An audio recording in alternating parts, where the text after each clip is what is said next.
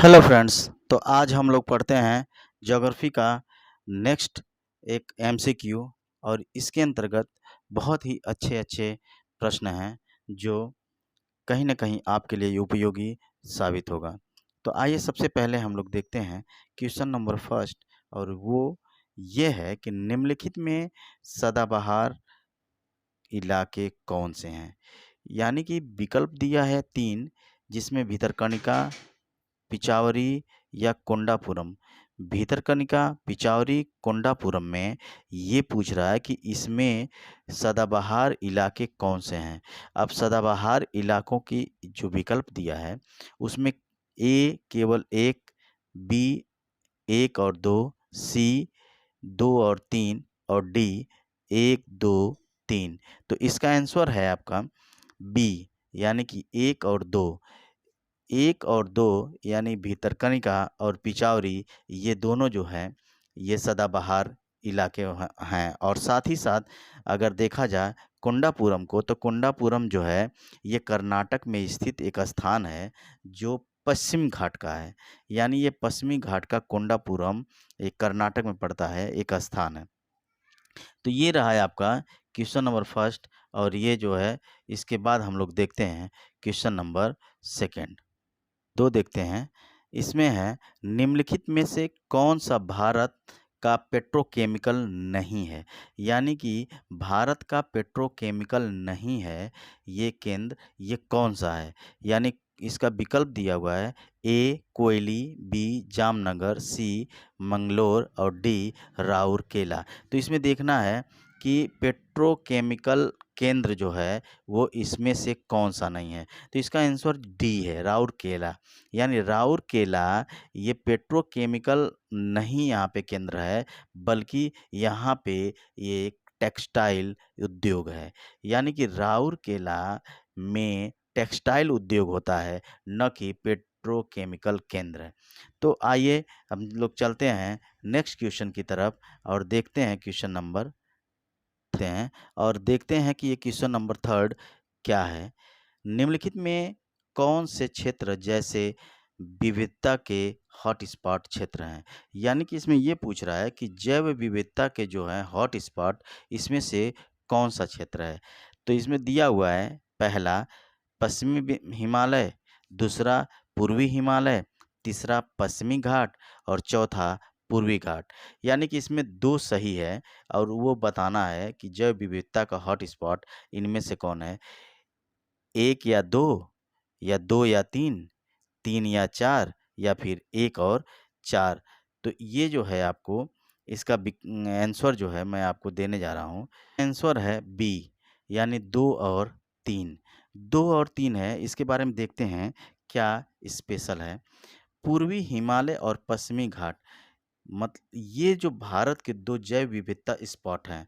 यानी कि जैव विविधता के हॉट स्पॉट हैं कौन-कौन, पूर्वी हिमालय और पश्चिमी घाट। जैव विविधता हॉट स्पॉट वह क्षेत्र है जहाँ अनेक विलुप्त होती जा रही प्रजातियां पाई जा रही हैं। यानी कि यहाँ पे अनेक प्रकार की लुप्त होती प्रजातियां पाई जाती हैं। ये इसका मतलब आप समझ सकते हैं कि ये दुर्लभ प्रजाति के जो जीव जंतु हैं यहाँ पे अक्सर ये मिलते हैं। अब चलते हैं हम लोग नेक्स्ट क्वेश्चन नंबर थर्ड की ओर और देखते हैं कि क्वेश्चन नंबर थर्ड क्या है।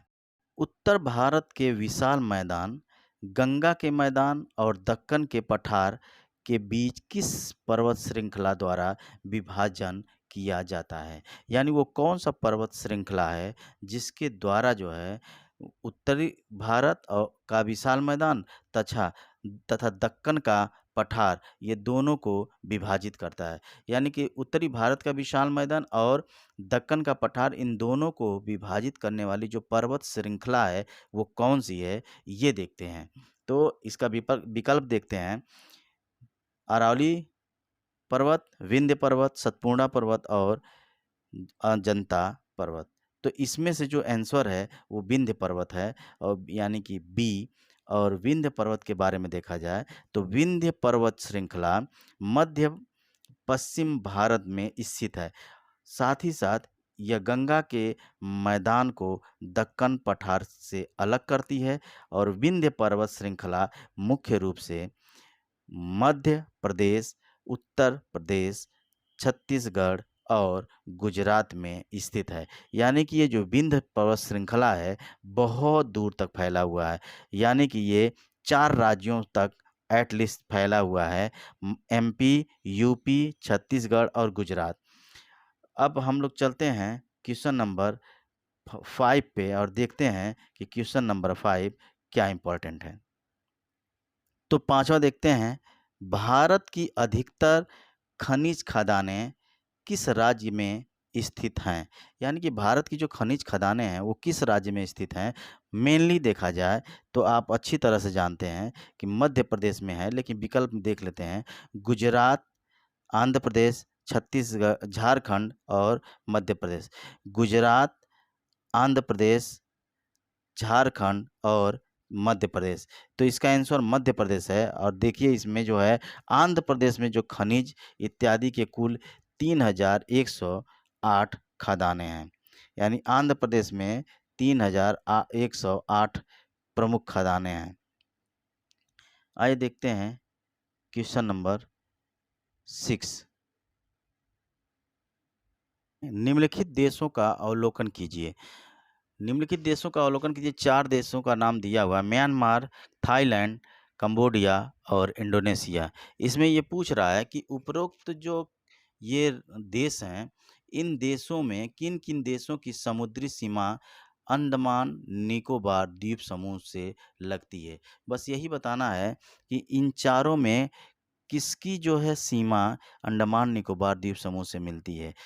ए 1 और 2 का, बी 2 और 3 का, सी 3 और 4 का और डी 1, 2 और 4 का।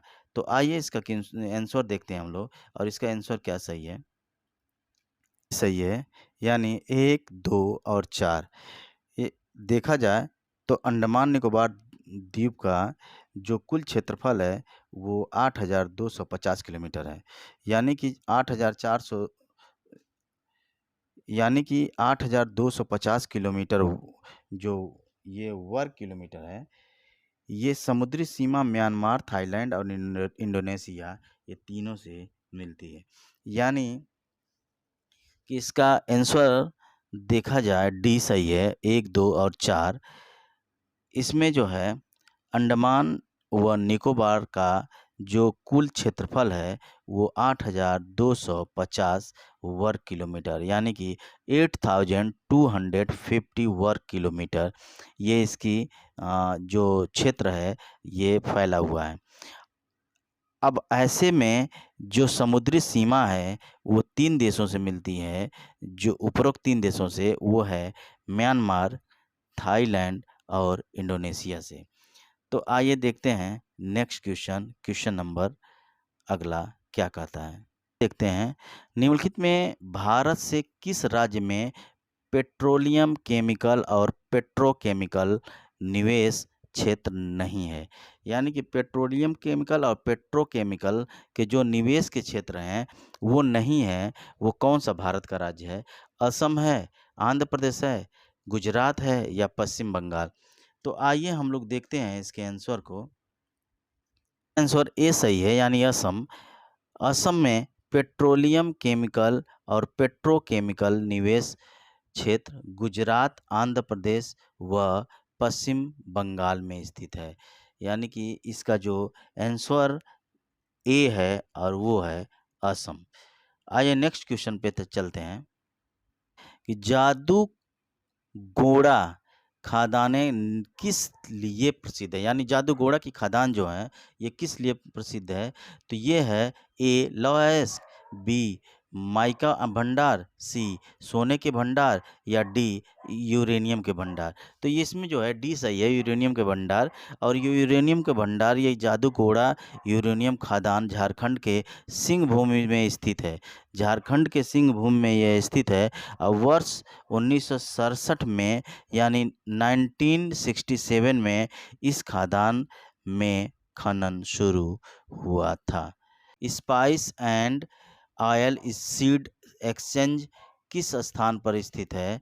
ये ए है सतारा, बी है सांगली, सी नासिक, डी रतलाम। तो इसका ये आपका सांगली इसका आंसर सही है, बी। और इसके बारे में कुछ फैक्ट देख लें कि सांगली महाराष्ट्र में स्थित है। यह स्थान मसालों के उत्पादन के लिए काफ़ी प्रसिद्ध है।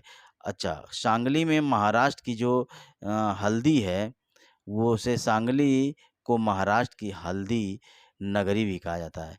यानी कि महाराष्ट्र की हल्दी नगरी सांगली को कहा जाता है। तो आइए देखते हैं, मध्य प्रदेश में गांधी सागर बांध किस नदी पर स्थित है? मध्य प्रदेश में गांधी सागर बांध वो कौन सी नदी है, वहाँ पे स्थित है? तो इसका विकल्प देख लीजिए, नर्मदा नदी, चंबल नदी, सोन नदी और ताप्ती नदी। तो इसका आंसर है चंबल नदी। चंबल नदी की पर ही जो है गांधी सागर बांध बना हुआ है। अच्छा, इसके बारे में कुछ देख लीजिए, कुछ फैक्ट्स हैं। गांधी सागर बांध मध्य प्रदेश में चंबल नदी पर स्थित है। इसकी आधारशिला 7 मार्च 54 को रखी गई थी। उस समय रखने वाले जो पीएम थे जवाहरलाल नेहरू जी। यह बांध 1960 में बन के तैयार हुआ, यानी कि 1960 में यह बन के तैयार हुआ। तो ये है इसके जो फैक्ट है, इसके याद करने लायक। जो इसकी आधारशिला रखी गई उसको 7 मार्च 1954 में, और दूसरा इम्पोर्टेंट है कि यह बांध जो बनकर तैयार हुआ 1960 में। तो आइए नेक्स्ट चलते हैं। हस्तशिल्प निर्यात संवर्धन परिषद किस स्थान पर स्थित है? इसका विकल्प है ए जयपुर, बी दिल्ली, सी कलकत्ता और डी वाराणसी।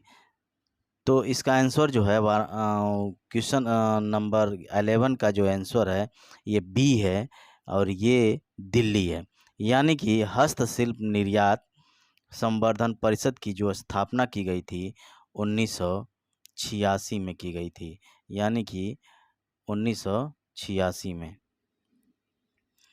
तो इसे जो है 1986 में आप निश्चित रूप से याद रखिएगा कि 1986 में। क्वेश्चन नंबर 12, यदि कोई समुद्री जहाज पश्चिमी तट से कांडला बंदरगाह से यात्रा शुरू करता है तो वो पूर्वी तट पर कलकत्ता पहुंचने तक वह किन किन बंदरगाहों को से होकर गुजरेगा, पोर्ट ब्लेयर को छोड़कर? तो इसमें जो है विकल्प है ए मुंबई, कोचीन, तुतिकोरिन, एन्नौर और पारादीप, बी मुंबई, तुतिकोरिन, एन्नौर, चेन्नई, विशाखापत्तनम, सी मुंबई, मोरमुगाओ, कोचीन, एन्नौर और चेन्नई, और डी है चेन्नई, विशाखापत्तनम, हल्दिया और पारादीप। तो इसका आंसर जो है आप देखेंगे कि इसका आंसर बी है, मुंबई, को तुतिकोरिन, एन्नौर, चेन्नई और विशाखापत्तनम। इसे हम शो करेंगे और देखते हैं। तो आंसर इसका ए सही है, मुंबई, कोचीन, तुतिकोरिन, एन्नौर, पारादीप। यानी कि आंसर इसका ए है। और इसमें दिया है कुछ फैक्ट्स।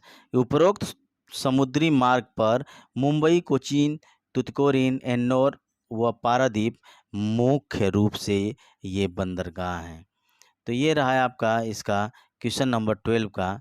और आगे चलते हैं। निम्नलिखित में क्या भारत का मुख्य कृषि निर्यात नहीं है? यानी कि भारत कृषि का मुख्य निर्यातक नहीं है, वो क्या है? समुद्री उत्पाद, बी काजू, सी दालें या डी अनाज। तो इसमें जो है आंसर सी है, दालें। भारत मुख्य रूप से समुद्री उत्पाद, अनाज इत्यादि कृषि उत्पाद निर्यात करता है। भारत लगभग 40 अरब डॉलर के कृषि उत्पाद का निर्यात करता है। यानी कि क्वेश्चन ये था कि निम्नलिखित में क्या भारत का मुख्य कृषि निर्यात नहीं है? तो मुख्य कृषि निर्यात दालें नहीं है। केटू चोटी किस पर्वत श्रृंखला में स्थित है? इसका विकल्प देखिए, ए केंद्रीय हिमालय, बी ट्रांस हिमालय, सी काराकोरम श्रेणी और डी कुमाऊं हिमालय। तो इसका आंसर है सी काराकोरम श्रेणी। काराकोरम श्रेणी को देखा जाए, इसके कुछ फैक्ट्स हैं। केटू को गाडविन ऑस्टिन भी कहा जाता है। यह माउंट एवरेस्ट के बाद विश्व का दूसरा सबसे ऊंचा पर्वत है। इसकी ऊंचाई 8,611 मीटर है। यह पाक अधिकृत कश्मीर के गिलगित बलूचिस्तान में स्थित है। भारत के भौगोलिक केंद्र होने के कारण निम्नलिखित में से किस शहर को जीरो मील सेंटर कहते हैं? यानी कि भारत के भौगोलिक केंद्र होने के कारण निम्नलिखित में से किस शहर को जीरो मील सेंटर कहते हैं? इसे देखते हैं। पहला भोपाल, बी नागपुर, सी जबलपुर और डी इंदौर है। यानी कि इसका आंसर जो है ये बी है, नागपुर। और नागपुर के बारे में ये कुछ फैक्ट देख लें, जीरो मील के बारे में कुछ फैक्ट देख ले रहे हैं। ये फैक्ट्स हैं महाभारत के, ये फैक्ट्स हैं महाराष्ट्र के शहर नागपुर को भारत का जीरो मील सेंटर कहा जाता है, क्योंकि भौगोलिक दृष्टिकोण से यह भारत का बिल्कुल बीच का बिंदु है। में से गलत कथन को चुनिए। जो गलत है इसमें 4 विकल्पों में, उससे चुन के बताइएगा। ए है बिहार राज्य का सर्वाधिक बाढ़ संभावित क्षेत्र है। भारत का सर्वाधिक दक्षिणी भाग पॉइंट इंदिरा पॉइंट होता है जो तमिलनाडु में है। सी सिमलीपाल राष्ट्रीय उद्यान उड़ीसा का बाघ रिजर्व है। और डी टिटनेस बैक्टीरिया का कारण होता है। इन चारों विकल्पों में विकल्प नंबर जो बी है ये आपका ये गलत है इसमें। यानी कि ये जो सर्वाधिक दक्षिणी पॉइंट है ये इंदिरा पॉइंट और तमिलनाडु में, ये ऐसा नहीं है। ये भारत का सर्वाधिक दक्षिणी भाग इंदिरा पॉइंट तमिलनाडु में जो स्थित है ये गलत है, बल्कि इंदिरा पॉइंट अंडमान निकोबार द्वीप समूह में है और ये भारत का सबसे दक्षिणतम बिंदु है। ये है इम्पोर्टेंट, यही आपको याद रखना है। अमौसी हवाई अड्डा किस राज्य में स्थित है? केरल में, बी तमिलनाडु में, सी आंध्रा में और डी उत्तर प्रदेश में। तो इसका आंसर डी उत्तर प्रदेश में है। और ये अमौसी हवाई अड्डा उत्तर प्रदेश के लखनऊ में स्थित है। इससे चौधरी चरण सिंह अंतर्राष्ट्रीय हवाई अड्डा भी कहा जाता है। आइए नेक्स्ट देखते हैं हम लोग, और नेक्स्ट कौन सा इम्पोर्टेंट है क्वेश्चन नंबर। भारत के किस राज्य में यूरेनियम के सबसे अधिक भंडार हैं? तो बता चुका हूँ पिछले वीडियो में, ये आंध्रा में है। झारखंड, तमिलनाडु, मध्य प्रदेश और आंध्र प्रदेश। ये आंध्र प्रदेश में, डी सही है। 2011 में परमाणु ऊर्जा आयोग द्वारा किए गए सर्वेक्षण में आंध्र प्रदेश में यूरेनियम के विशाल भंडार पाए गए। इसमें से तुमालापल्ली जो है खदान आंध्र प्रदेश की प्रमुख यूरेनियम खदान है। इसे जरूर याद रखिएगा आप लोग, तुमालापल्ली। क्वेश्चन नंबर 21 देखते हैं। भारत का सबसे गहरा बंदरगाह कौन सा है? यानी भारत का सबसे गहरा बंदरगाह को देखा जाए तो वो कौन सा है, इसे जरूर जानना चाहिए। ए ओखा बंदरगाह, बी बिजाग बंदरगाह, सी पारादीप बंदरगाह और डी गंगावाराम बंदरगाह। तो इसमें जो करेक्ट है ये गंगावाराम है। और ये ग्राम जो है ये बंदरगाह काफ़ी जो है फेमस है, गंगाराम बंदरगाह। इसके बारे में कुछ फैक्ट देख लिया जाए। गंगावाराम जो बंदरगाह है ये भारत के सबसे गहरा बंदरगाह है। यह आंध्र प्रदेश में स्थित 2009 में खुला था, यानी वर्ष 2009 में यह खोला गया। क्वेश्चन नंबर 22 देखते हैं। राउरकेला का नाम खनिजों के लिए प्रसिद्ध रूहर वैली से लिया है। रूहर वैली किस राज्य या किस देश में स्थित है? तो रूहर वैली को देखा जाए तो विकल्प पहले देख लीजिए। अमेरिका, ए बी चीन, सी फ्रांस और डी जर्मनी है। यानी कि अमेरिका, चीन, फ्रांस और जर्मनी। तो इसका आंसर जो है डी है, जो जर्मनी है। और इसमें बताया गया है रूहर वैली जर्मनी के पश्चिमी राइन वेस्टफेलिया में स्थित है। यानी पश्चिमी राइन वेस्टफेलिया में स्थित है।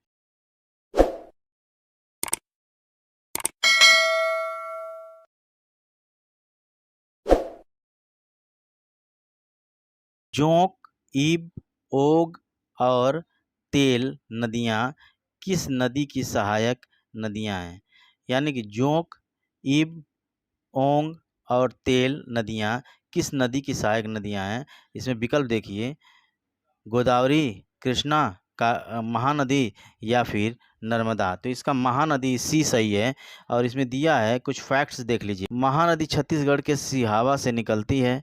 शिवनाथ, मंद, ईब, ओक, जोंक, तेलेन इनकी सहायक नदियां हैं। महानदी की कुल लंबाई 858 किलोमीटर है। चूटक जल विद्युत परियोजना किस नदी या किस राज्य में स्थित है?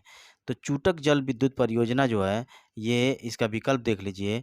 ये है कर्नाटका, पांडिचेरी, उड़ीसा या फिर जम्मू कश्मीर।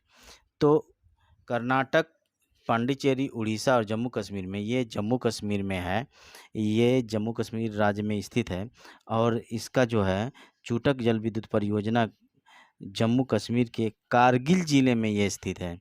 और कारगिल ज़िले के साथ साथ इसकी एक और फैक्ट्स है कि इसकी उत्पादन क्षमता जो है 44 मेगावाट है।